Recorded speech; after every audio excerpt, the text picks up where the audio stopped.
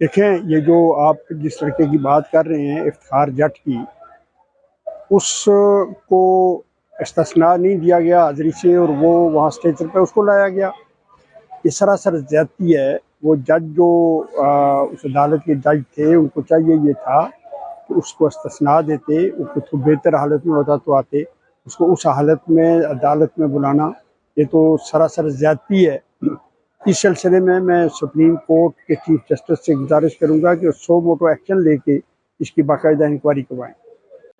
देखें, सबसे पहले तो मैं जिनकी जानें गई हैं, जो शहीद हो गए हैं, उनके लवाहिकीन से आज़ार हमदर्दी करता हूँ।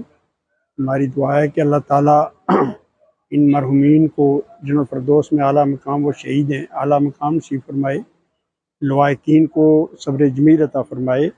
लेकिन एट द सेम टाइम ये बड़ी जो है वो कंसर्न की बात है कि एक ही तरह की बीमारी की वजह से वो सारे जेल से बाहर आके जो है उनकी 7 बंदों की डेथ होगी। ये पार्टी के लिए भी, हमारे लिए भी ये ज़्यादा तशवीश की बात है। इस पे होना ये चाहिए कि इसके ऊपर एक प्रॉपर इंक्वायरी होनी चाहिए।